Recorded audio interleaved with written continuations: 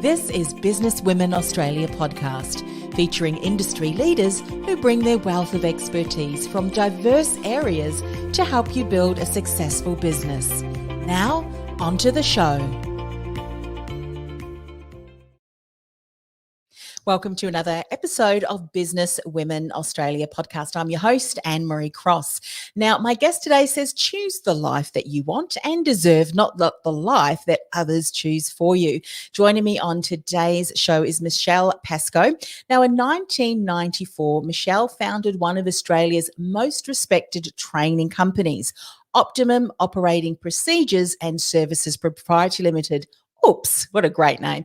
Oops is now a thriving provider of service benchmarking, team training, and leadership development. Now, Michelle combines her extensive experience and specialist knowledge with an absolute commitment to igniting the potential in each and every individual in a multi-generational workplace. And she shares her expertise in her online coaching program for women startups, the hospitality industry, as well as business leaders. Now, on today's show, Michelle's going to share how to have conversations that show empathy and compassion, why changing your mindset will have you discovering the zone of exceptional service, and how to handle constant change while still being consistent. So welcome to the show, Michelle. Excellent. Thank you so much, Anne-Marie, for having me on the podcast today. And hello to all your listeners out there. Yeah, absolutely. And what you're sharing today is so important. I mean, all business development and all of the things that you're going to talk about is important, but especially now when leaders of businesses are so challenged because of circumstances beyond their control. So that adds an even new layer of complexity to the leadership and what they need to deal with. Yes? Certainly does. And it's not only, what's happening outside of our control, but also what can we control within our businesses when it comes to our customers, our own mindset, and our teams that are there. Yeah, that's a great way to put it too, because so often we can look at external aspects and it may seem out of our control, and to a degree it may be, but then we need to look at what can we do that can perhaps streamline, that can perhaps not impact, if you will, so greatly our organization, our team, and so forth. But let's just dive in to conversations, so important, that show empathy and compassion, particularly if you're a leader that is under a lot of, there is uncertainty and so forth, but it's so important that we have these conversations that have empathy and compassion. Share a little bit more about this. Excellent. Thank you. Well, look, I always believe in the spoken word is the best thing, because when you speak to somebody, you're connecting with them. Hopefully, even if it's over Zoom, we can see each other, our eyes, our tone and our voice and our expression. And when it comes to empathy, that is so important during this time. And you're right, Anne-Marie, we've got so many things happening outside, whether you're directly affected by COVID, if you're in this bubble in parts of New South Wales where I am, or in other states here in Australia, or anywhere in the world, the impact that it is having on us as leaders, we have to therefore look at how do we reflect onto our team? How do we reflect onto our customers and even suppliers and contractors through the behaviours and the actions that we take, that we model, that they look at us and look up to us for guidance. And that comes through communication. It's how we talk to people. And I think if nothing else, this is showing us more and more each day, is for a leader to show that they are vulnerable, that they're seeking out help from their team about, well, look, how do we go forward? How are the best ways to approach our customers during these really, we had a little bit of forewarning last year and we'd gone through it, but now again this year, some of us may have already put some systems and processes in place. But when it comes to conversations, the empathy point is so critical, because we can say something to somebody, but it's how we say it. And during this time, like no other, is we've got to understand that behind every conversation, whether it's over the telephone, through email, on Zoom, or even the person you can't see that's just a click on your online store, there is a real person behind that has got feelings and emotions, and we have no idea what they're going through, as well as they don't know what you're going through. So your customers, but particularly your team, are looking upon you to have those actions and behaviours, and that conversation that you're having with them that models their behaviour in how then they have that conversation, and being empathetic to others around them, which is just so critical at this time. Yeah, so true. You know, you talked about having a level of vulnerability as a leader, and I've heard many conversations that have really validated the importance of that. I'd love you to speak a little bit into that, if you would, because sometimes you see as leaders, or we assume as leaders, that we have to have all of the answers, and to show anything else to our team or our community would be seen as being less than, if you will. However, I think we've gotten to a stage, I know for me as a consumer, that I'm okay if the leader says, look, we're working on that. We don't have an answer yet, but as soon as we do, as long as there's open communication, as long as they don't tell a mistruth, because I would speak a bit more about this, because it's the mistruths and the things that we do to try and cover over certain things that creates a whole aspect of mistrust, so that when you do have something that you want to share, there's almost like this environment. Well, is this trustworthy? Do I trust this leader? Speak a bit more about this, because it's so important in what, you know, we're experiencing today. It is. And look, you're so right. You know, if people try to bluff their way through or say something that may or may not be true, we see through that. More so than ever, we hear about, you know, being authentic in our business, being authentic with our teams and our customers. And it doesn't matter whether it's from a government official, a local council person, somebody in the shop, or even your neighbour. You're expecting truth from them. And at times, as leaders, we may not even know the right answer because we don't have the information. All we can act upon and share is the information that we have in front of us at that time. So to me, you know, when COVID first hit, I know, you know, this second time as well as the last time, or that first time, seems like I know you down in Victoria have had multiple times. Which time? Yeah, which time? We'll just go, that particular period of time, it just goes across all times, doesn't it? Is that you have to get in front of your team straight away. I truly believe that you do not want to allow your team or customers to interpret what is happening in your business. You need to lead on that front foot.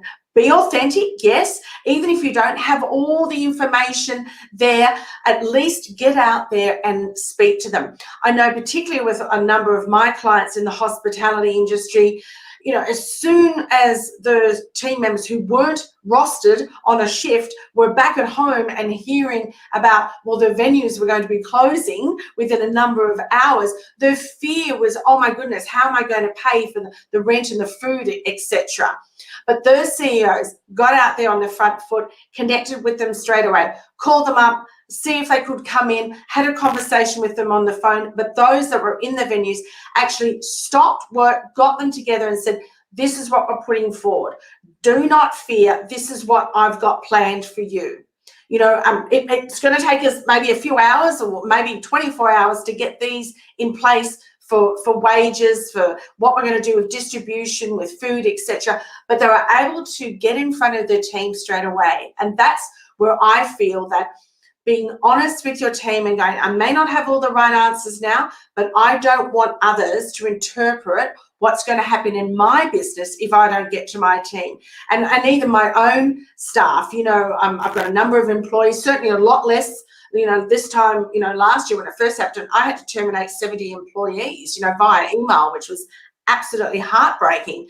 You know, I don't have as big a team now, but I still have a team. And as soon as we knew we were doing this, you know, those feelers went out. I connected them with them straight on email, SMS message. Just, this is what we've got, you know, planned for you. This is where you can look for, you know, more government information. informing them as much as I could, but letting them know these are the steps that I was taking, and therefore, you know, and I'm going to keep you in the loop. The same goes for your customers. You can't allow them to interpret what's happening with your business. So, you know, it's emailing them directly. It may be sending them an SMS. For a number of us, that's what we do with, you know, some of our clients. We've got that information, putting information up there on your website, on your counter, whatever it might be, but you be in control of that information, because then it's coming from you. And I just feel that that can then, you know, your customers, your team will look upon it and go, well, thank you for thinking about us and letting us know straight away without us wandering around and just taking, you know, ideas and thoughts from a whole lot of other people. That's right. They will search for that, or they will start up their own narrative, and you want to maintain the correct narrative. One of the things, and I'm hoping that businesses around the world, particularly in Australia, have, and this is just a lesson for all of us, if something happens in a certain part of the world or a certain part of the country, please do not assume that it will never impact you, because one of the things that I was quite surprised of or about was when Sydney did go into more of a lockdown, and so many businesses scrambled, where I'd seen counterparts or businesses in Victoria already have had to navigate through that. But what it's also shown me, and I'm hoping others as well, is you need to make sure that you have the communication channels that your company owns or managers. Do not rely on third party, whether it be the media, whether it be social media platforms, because those platforms are owned by other parties, and they can manipulate your message, or they can shut you down. And so, you know, you said you had a number of different ways that you can communicate to your team. And I think as businesses, we need to make sure that, do we have communication channels that we can immediately, if we need to, be able to connect and bring it in such a way that our customers, our team member, do feel the empathy and compassion that we want to relay to them. Yes? Look, definitely. I use an app, and some, you know, I don't know whether you've used it in the past, Anne-Marie, but Bonjoro. And I found it was really great, because last week I've got a number of clients out there, you know, and I know that they're flat out dealing with their teams, and some of them have got hundreds of staff. So the last thing they want to do is be interrupted by me on the phone. And I just didn't want to add another long, you know, paragraph after paragraph email. So I got onto Bonjour just for two minutes, and I had my coffee in the morning and a half-eaten Monte Carlo, because I'm well known for ordering my half-strength latte with my clients and sitting down there and chatting with them for hours on end. So I just said, you know, I'm bringing my morning tea with me and to share it with you, just checking in with them. And 2 minutes, and they loved it, you know, and a number of them wrote back and said, oh my gosh, you know, thank you so much for reaching out, and honestly love the idea that you're there for us to chat, but we are helter-skelter, so appreciate the bonjour, but we also didn't have to take that phone call, because we know we chat on for a lot longer. But just that quick little connection, and it was my heartfelt, you know, thoughts going out to them. They could see it in my eyes, they could tell it in my voice, that we were able to do that, and they could open that up whenever it suited them. So, you know, they didn't have to open up straight away. It wasn't as though they're having to connect with a Zoom call. So, yeah, you know what? It took me probably an hour and a half to do it, but the impact that it had, not only on my clients, but on me, because I felt I was able to connect with them, made a really big difference about how I was feeling also about my business. To do that, and then I'll be doing that with my team, because I don't always, you know, we're all in different parts. So just little things like that is how to connect. But, you know, when you were talking about, you know, Victoria had that opportunity to really look at the supply chain. That's what I think we've really got to think about in the future. And when we go into a bit more detail here about, you know, where, you know, that customer service comes into it, thinking about our supply chain is really critical. Yeah. Well, let's dive into changing our mindset and how that's important, because it will help us to discover what you call the zone of exceptional service. Let's dive into this. Cool. So look, to me, it is thinking about what else can we do. And for many of your listeners, they may have been doing the same processes and systems for quite a while that have always worked, and they've had that same ideal customer and that same connection. But now the world has turned hybrid, and that is the sense of not only for Zoom calls, but the connection of, we have the customer who may still be coming to see us face to face, but we also now have created an opportunity for customers to come through the web. And when we get to start talking to that person across the counter, we found after COVID finished and then we had that time out that we were forgetting. Many people I spoke to were forgetting about those people that were inside this computer that we were so used to talking to all the time when we didn't have that front-facing customer. And so we've got to think about, how do we change our mindset that looks after these people that are on the click and collect or the online purchasing, as well as that person who's in front of us. And that's where we also have to change our mindset of not only ourselves as leaders, but also of our team.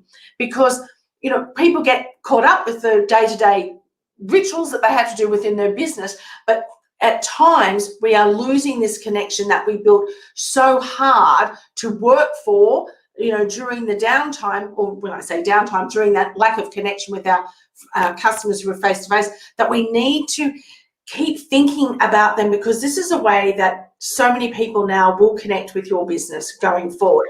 I don't know about you, Anne-Marie, but I was never one for online shopping. I sort of dabbled on it with a couple of things, but holy moly, now I just love that online shopping, and it's not just for shoes and handbags or cushions. Yesterday I was through lunch. I caught up on some videos from a YouTuber that are in Canada, and she was going through her office. I love those, you know. Oh, what if they got the sticky beaks bug, you know, the fly on the wall? And she had a mat which she had for a sit-stand desk, which I have, and it's a fatigue. It's a mat that stops fatigue, and then she had a TikTok chair. Wow, there I was on Google, found that in the local Officeworks, which I could have gone to today, by the way, but I ordered it yesterday. I've got the mat here, and the TikTok chair will probably be outside my front door. Simple as that. It is.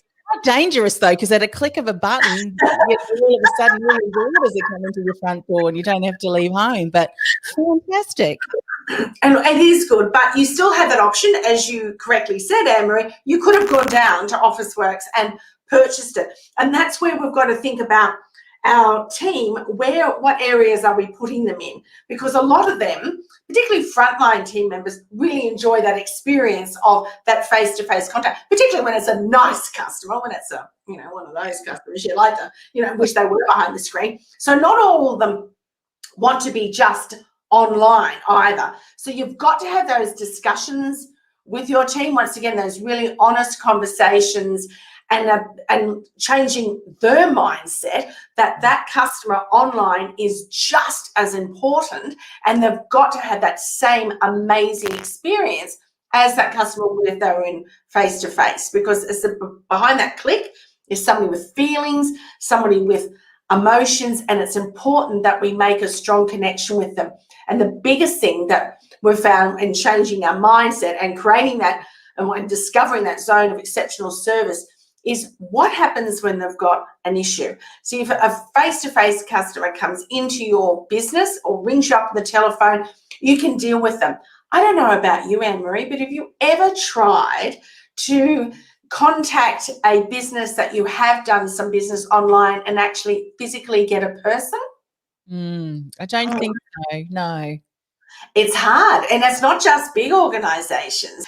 It is even small business, and they must think, you know, nothing's worse than putting an inquiry form, or if you've got an issue, let us know, and that just goes out to the ether. Yeah. You've lost that client forever. So when you talk about discovering that zone of exceptional service, it's not just from your first contact that you have with your prospective customers. You create those expectations that come into your business, no matter in what format. You provide this amazing experience, this service, this product, but it's the after sales. And that doesn't mean that you're ringing up every single person that, who's bought a 50-cent product from you, but it does mean it doesn't matter what the value of that product or service is that they have some form of way of communicating. And that's not just responding to your, aren't we fantastic? Will you give us a Google review, or, fill out the survey that we delete. It's about how's the best way if they've got a question, because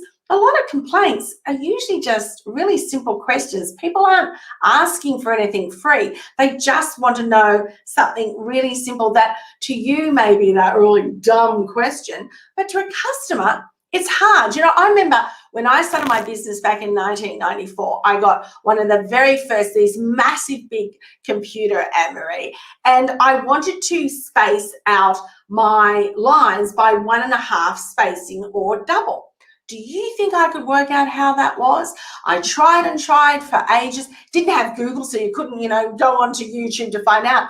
So I rang up the store and I asked. Now, I had just spent $10,000 on this computer, and it wasn't anything Swish. Today you could probably buy it for $500. And you know what that man did when I asked? He laughed at me. Oh, he told people behind him, what an idiot. Literally, what an idiot this woman is. Can't even work out how to do the spacing. I have never, ever walked back into that store, and over 27 years, you can imagine the amount of technology. Yes. Oh, my goodness. Yes. But it was just, I'm thinking, so bring that into today's world where I can't ring you because you don't have a phone number, then please give me a way that I can ask a question. Now, chatbots, I know a lot of people love them, but in my association with the mystery shopping providers around the world, what we're finding is a hybrid combination of a chatbot who will answer the question if it is asked the way that you created the answer to, but also having a human behind it. That when that chatbot doesn't respond or doesn't give them the correct answer, don't wait for that customer to get irate and upset about you and, perhaps do a bad review. But that's not about the bad reviews. It's about making a connection with that customer. Then that human element needs to come in. Yeah. I mean, everything that you're talking about now is such a great reminder for us as businesses that when we think about the customer journey, the buyer's journey, it does not just stop when a customer has made that purchase. In fact, even more important to make sure that everything following that is streamlined, that you are validating that, yes, they've made the right decision to make a purchase, even if there is something wrong with the purchase. I remember years ago, I bought something off eBay, and when I received the product, there was something, the plug was not the right fitting. And when I rang the gentleman or messaged him, I should say, not only did I get a replacement, he sent something else as well that it just wowed me. And, and that could have turned out quite differently had I not been able to connect with him. Because I think if people do have an issue, you want to make sure that there's no roadblocks to them at least getting their information to you. I mean, just the other day, there was something that happened. I incorrectly clicked a button, so it was driven by me, but the business was pretty much, it was the company that we spoke to earlier, contacted me, and the issue, which was driven by me, my mistake, was corrected within 5-10 minutes.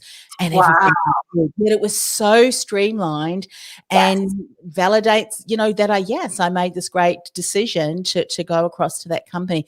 All of these things we need to track and monitor, don't we? Consistently, it is front-facing staff or online. Yes, and it's that frictionless purchase. And, we used to see that, at the moment, at this point in time, your business may provide a service or a product to all 6 generations, going from pre-veterans down to alphas. And for many then in the workforce, there are businesses that employ 4 generations. So we've got to be thinking about what sort of service are they looking for? Is it a little bit slower, a little bit more detailed? Is the trust an element? Is it I'd like to make all the choices?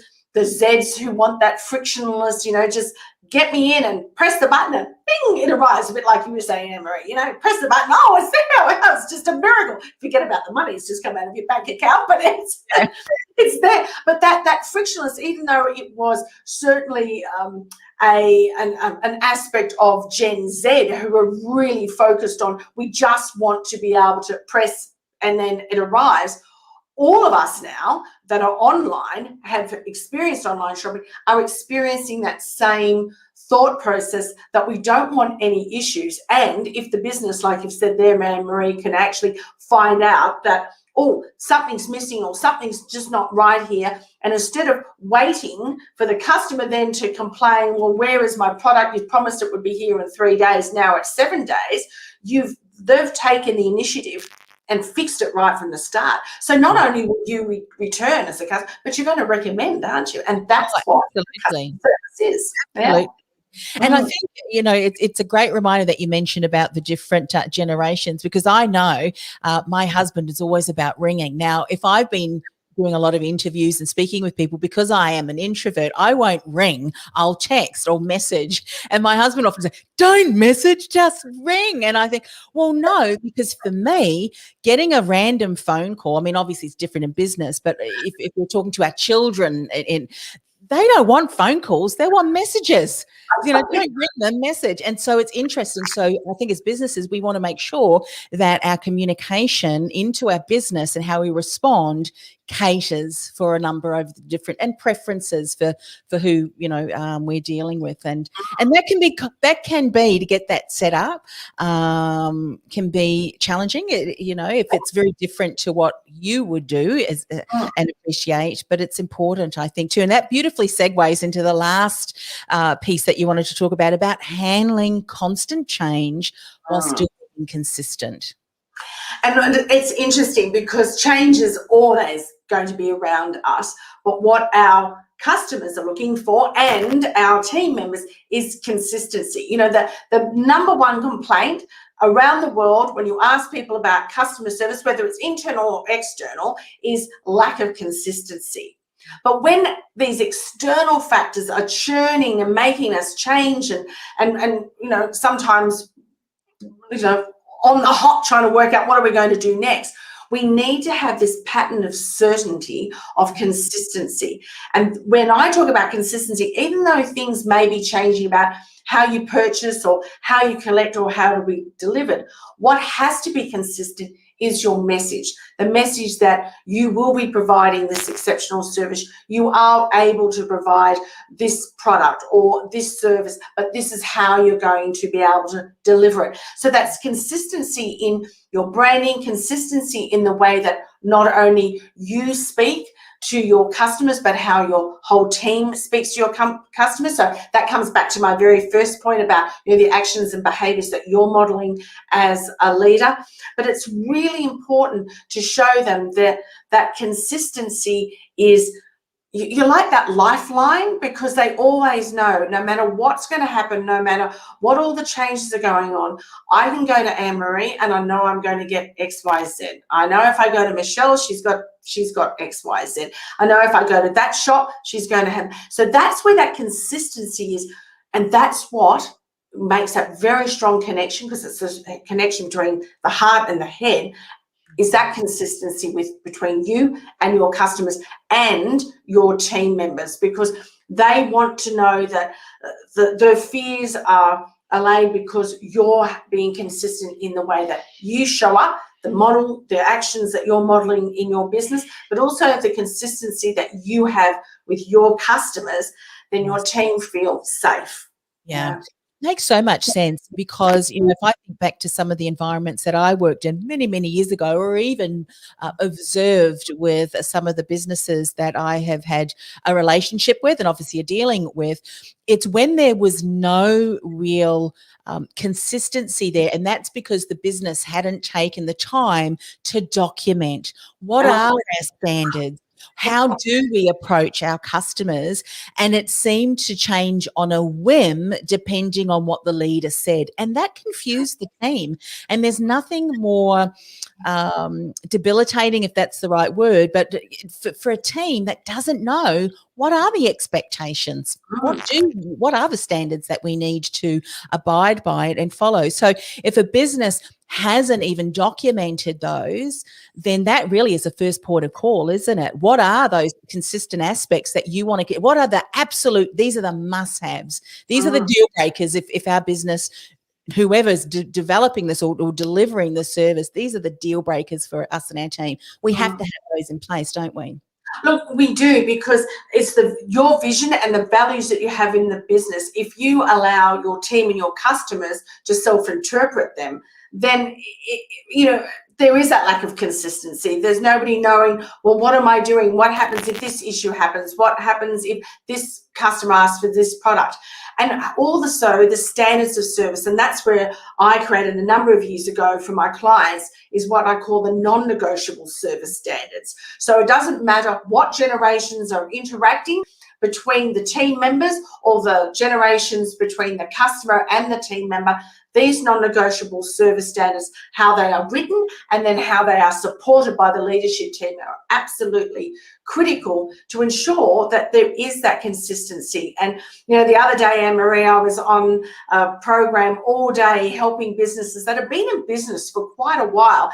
And the biggest thing that I could see from person to person I spoke to was lack of systems and processes. And some of these people had 7 or 8 different shops and retail outlets. And I'm thinking, oh my goodness. And their biggest issue was, well, you should have done this years ago. And I know, I've just been launching my second Momentum, which is just for startups.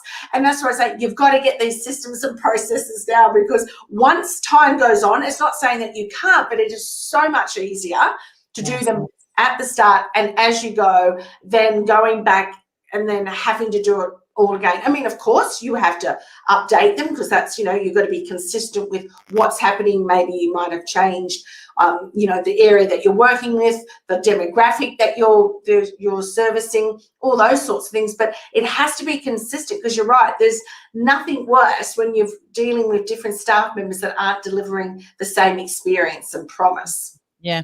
And when we hear about organizations such as McDonald's and some of those other institutions or businesses that have franchised well, they live and breathe by their formulas, by the product, the processes, the systems. And it is the systems and processes that work so well that have allowed them to multiply themselves. No, it's all about that checklist. You can go anywhere in the world and your hamburger from McDonald's will basically be the same. Yeah. And I don't know whether you remember when McDonald's, not long after they came to Australia, there used to be an ad on television, and it was the Big Mac, and it used to tell you how they built the Big Mac. It was a bit of a song, 2 all beef patties, pickles, sesame seed bun. And literally it was their checklist. That's what the song was. It was their checklist.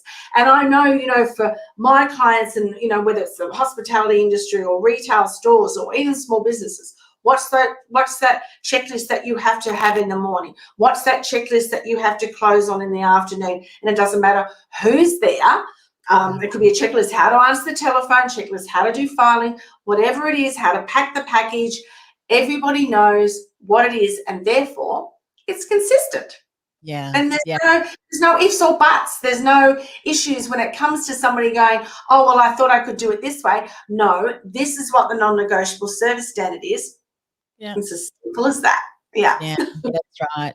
That's right. Oh, look, I have absolutely loved today's conversation, and I know that we have only just scratched the surface. There is so much more to that. But what I'm going to do is get you to share how people can connect with you, find out a little bit more about your services, maybe even share a little bit about the work that you do, and then how people can connect with you, Michelle. Oh, look, I appreciate that. Thank you, Anne-Marie. So my website is michellepascoe.com.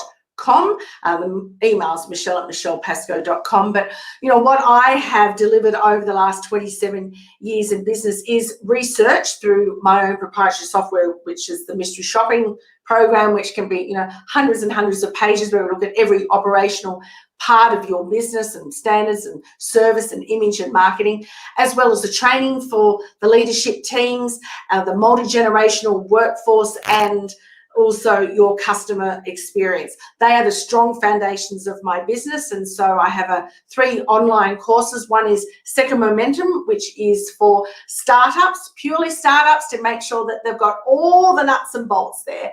The Customer Retention Revolution is for people that are already in a business and they're looking at how do we attract and how do we engage and how do we retain our customers, both internal and external.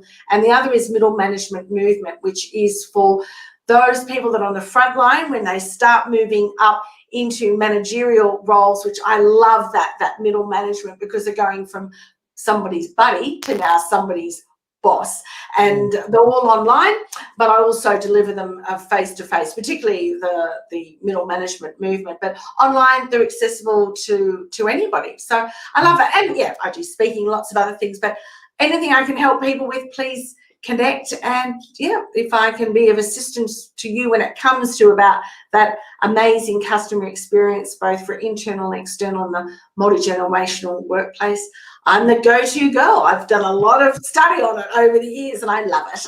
Yeah. What I love about those multi-generational workforces is that the team, there's so much to learn from one another, isn't it? From the young team, for the mentors, for people that are a little bit older than them, and vice versa. The young people can really mentor the older ones in some of the things that they've been brought up with, like the technology and things like that. So we can learn a lot from each other, I think. And definitely we can. And the more conversations that you can have and the more understanding you have of each generation, then the stronger connection there is in the workplace. And I have had the privilege of in one small room having a young chap who was 18 and a lady who was 81 who'd been in for the same venue for over 40 years, and all the other generations in between, and what they learned from each other was just absolutely beautiful. And we could do that with our customers as well. We all can learn from each other and work harmoniously together if we understand what our beliefs and values are. That makes it such a beautiful place to work in. Yeah, fantastic. Well, look, thanks once again for coming on the show, Michelle. Loved the conversation, and I know others who've had the opportunity to listen, to watch, or even the recording will certainly benefit from it as well. Thank you for coming on the show. Perfect. Thank you, Anne-Marie, and I wish you and all your listeners all the very best. Thanks, Michelle. You've been listening to Business Women Australia podcast. Want to become part of a dynamic collective of women who are passionate about business success and personal growth? Go to businesswomenaustralia.com.au/membership to apply. That's businesswomenaustralia.com.au/membership.